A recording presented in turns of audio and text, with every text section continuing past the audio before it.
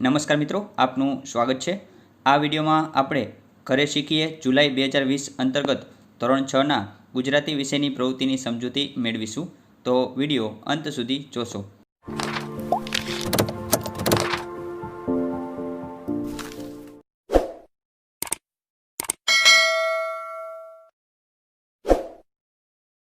વિદ્યાર્થી મિત્રો, જૂન મહિનાના ઘરે શીખીએ અંતર્ગત પ્રવૃત્તિમાં તમે ગુજરાતી વિષયમાં કવિતા બનાવી હશે।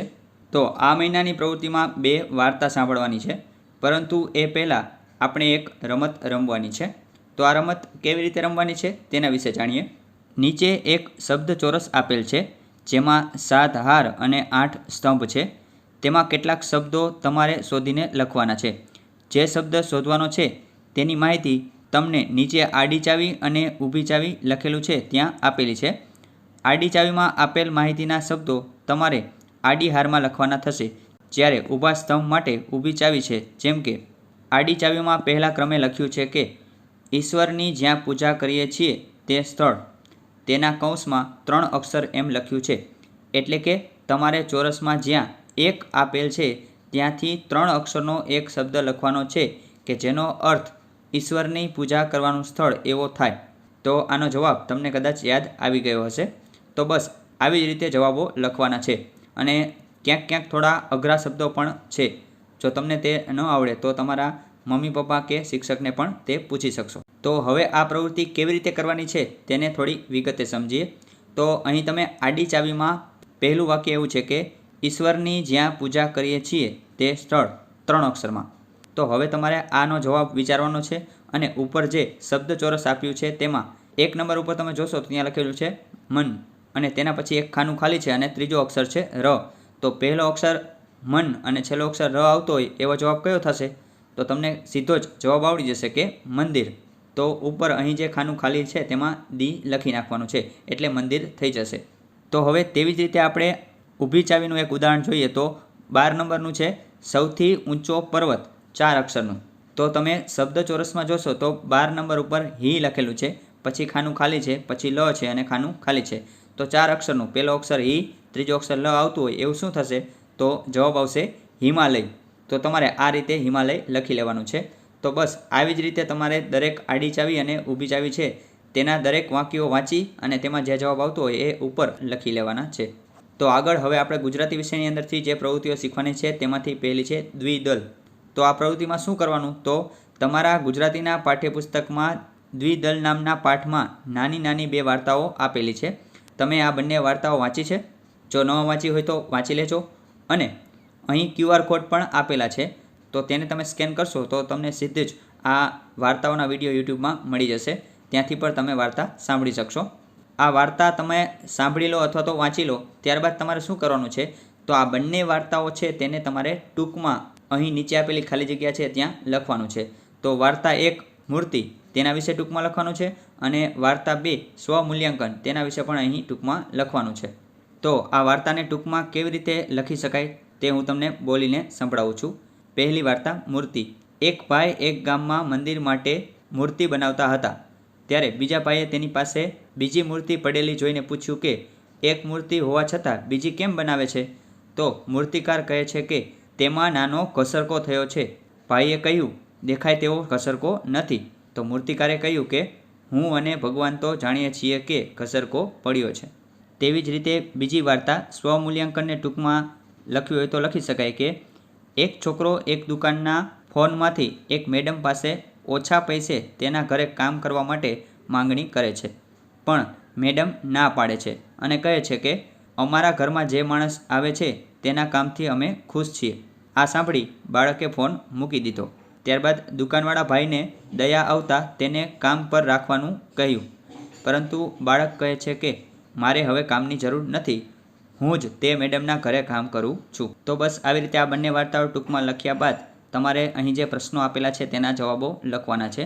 જેમાં પહેલો પ્રશ્ન છે, પહેલી વાર્તામાં શિલ્પી અને બીજી વાર્તામાં યુવક બંનેનું કામ કેવું હતું? તો આપણે કહી શકીએ કે એમનું કામ છે તે પ્રામાણિક હતું। બીજો પ્રશ્ન છે, શિલ્પી ફરીવાર મૂર્તિ શા માટે બનાવતો હતો? એના જવાબમાં એવું લખી શકીએ કે પહેલી મૂર્તિ છે તેમાં ઘસરકો પડી ગયો હતો એટલે। ત્યાર પછી ત્રીજો પ્રશ્ન છે, યુવકે પોતે જ્યાં કામ કરે છે તે મેડમને ફોન શા માટે કરેલો? ચોથો પ્રશ્ન છે શિલ્પીની જગ્યાએ તમે હો તો તમે શું કરો? પાંચમો પ્રશ્ન છે તમારા કામમાં ભૂલ થાય તો તમે શું કરો છો? તો આ બધા જ પ્રશ્નોના જવાબ તમારે તમારી જાતે લખવાના છે. ત્યાર પછી આગળ બંને વાર્તામાં આવતા અંગ્રેજી શબ્દો અહીં લખો. તો તમે વાર્તા વાંચશો અથવા તો સાંભળશો તો તેમાં જે અંગ્રેજી શબ્દો આવે તે અહીં લખી લેવાના છે. જેમ કે અહીં બે ઉદાહરણ આપેલા છે, ફોન અને સ્પીકર. આવી જ રીતે અન્ય બીજા પણ શબ્દો આવે છે, જેમ કે store, sir, loan, public, madam વગેરે. તો આવા જેટલા પણ અંગ્રેજી શબ્દો તમને એ વાર્તામાં દેખાય અથવા તો સંભળાય તો એ અહીં લખી લેવાના. ત્યાર પછી છે તમારી અને તમારા પરિવારના તમામ સભ્યોની દિનચર્યા અહીં લખો. તો હવે તમારે આ કોષ્ટકની અંદર તમારા ઘરના બધા સભ્યો, જેમાં તમે, તમારા મમ્મી, પપ્પા, ભાઈ, બહેન કે બીજા અન્ય કોઈ પણ સભ્યો હોય તો તે આખો દિવસ શું કરે છે, એટલે કે જે પ્રવૃત્તિઓ કરે છે એ પ્રવૃત્તિ કયા સમયે કરે છે અને કેટલો સમય કરે છે તે વિગત અહીં લખવાની છે. તો તમારે આ કોષ્ટકની અંદર સવારના 5 વાગ્યાને ધ્યાનમાં લઈ અને રાત્રે સુવા સુધીની દિનચર્યા તમારી અને તમારા ઘરના બધા સભ્યોની લખવાની છે. ત્યારબાદ તમને અહીં જે પ્રશ્નો આપેલા છે તેના જવાબ લખવાના છે. તો આ જવાબો તમે ક્યારે લખી શકશો? કે જ્યારે તમે તમારા ઘરના બધા જ સભ્યોની દિનચર્યા લખી નાખો પછી. તો આ પ્રશ્નો એવા છે કે તમારો સૌથી વધુ સમય શેમાં જાય છે? તો તમે જે દિનચર્યા લખી હોય કે તમે જમવા માટે કેટલો સમય, રમવા માટે, ભણવા માટે, ટીવી જોવા માટે, તો આ બધો સમય તમે લખ્યો હશે તેના પરથી તમે નક્કી કરી શકશો કે તમારો સૌથી વધુ સમય શેમાં જાય છે. ત્યાર પછી બીજો પ્રશ્ન એવો છે કે એવું કયું કામ છે કે જે તમે એકલા કરો છો? તમે આખા દિવસની અંદર એવું કોઈ કામ કરતું હોય કે જે બીજા કોઈ પણ ન કરતું હોય તો એ અહીં લખવાનું છે. ત્રીજો પ્રશ્ન છે તમારા ઘરમાં સૌથી વધુ રમવામાં સમય પસાર કોણ કરે છે? તો અહીં તમારા ઘરમાં તમે અથવા તો બીજા કોઈ પણ વ્યક્તિ કે જે રમવામાં વધુ સમય પસાર કરતા હોય તેનું નામ અહીં લખવાનું છે. ત્યાર પછી ચોથો પ્રશ્ન મમ્મી અને પપ્પા કેટલા કલાક કામ કરે છે?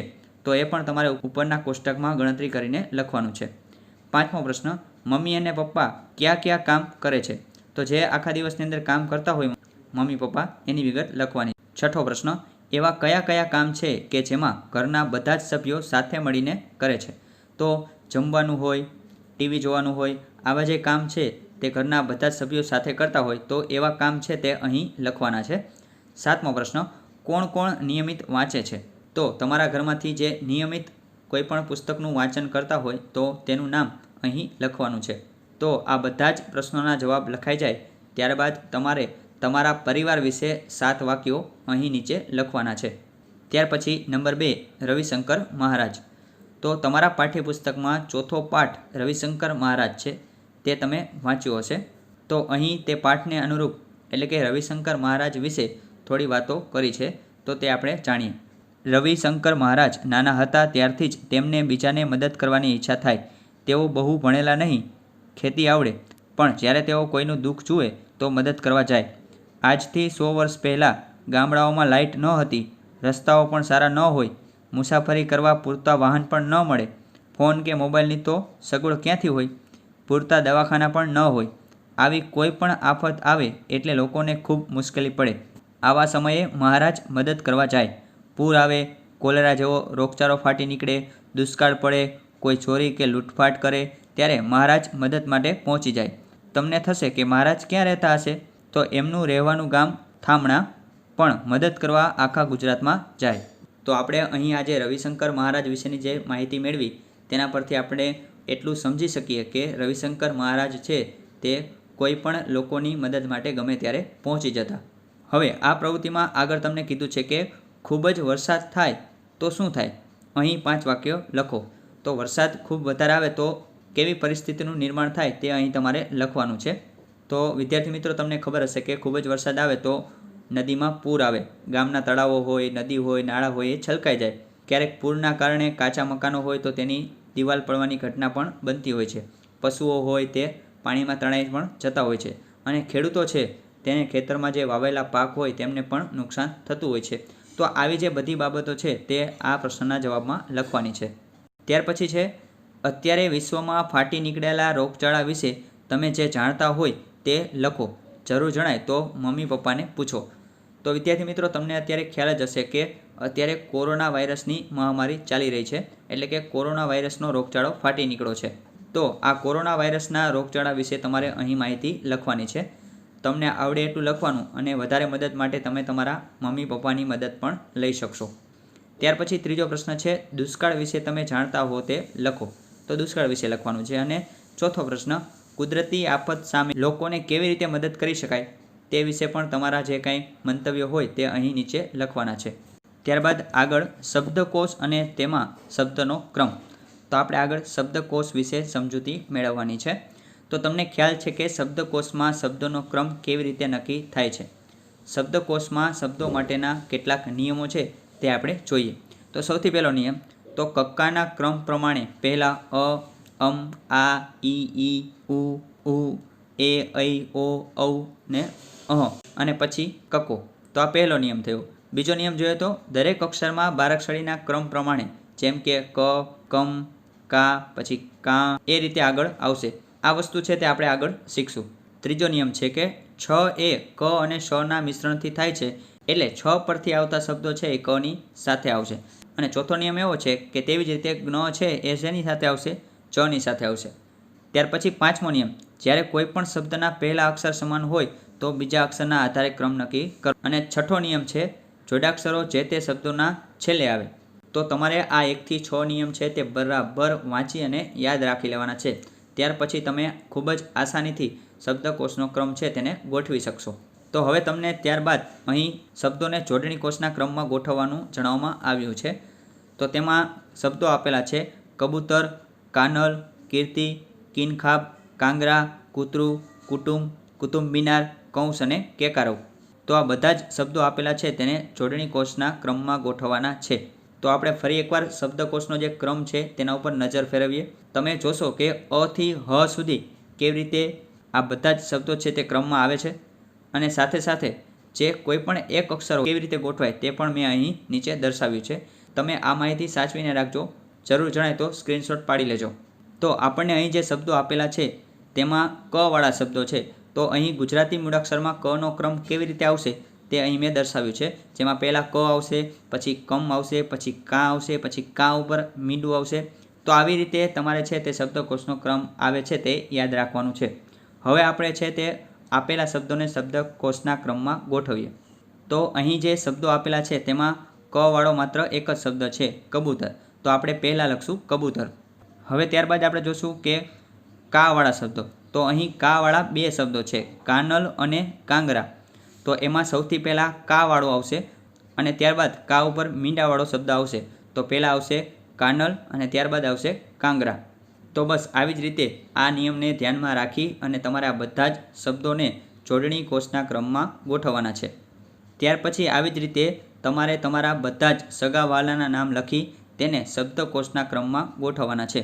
સગા વહાલામાં પપ્પા, મમ્મી, કાકા, કાકી, દાદા, દાદી, ભાઈ, બહેન, મામા, મામી, નાના, નાની, માસી, માસા બધા જ ગણવાના. આ યાદીમાં તમે તમારા મિત્રોના નામ પણ લખી શકશો. તો આ બધાના નામ લખાઈ જાય ત્યારબાદ તમારે શબ્દ જોડણી કોષના જે નિયમો છે તેને ધ્યાનમાં રાખી અને તેને શબ્દકોશના ક્રમમાં ગોઠવવાના છે. અને છેલ્લે તમારે તમારા પરિવારમાંથી કોઈ પણ એક સભ્ય વિશે 5 વાક્યો છે તે લખવાના. તો બસ આ વિડીયોમાં આટલું જ. આશા છે કે તમને પ્રવૃત્તિઓ વિશે જે પણ માહિતી આપી તે સમજાઈ ગઈ હશે.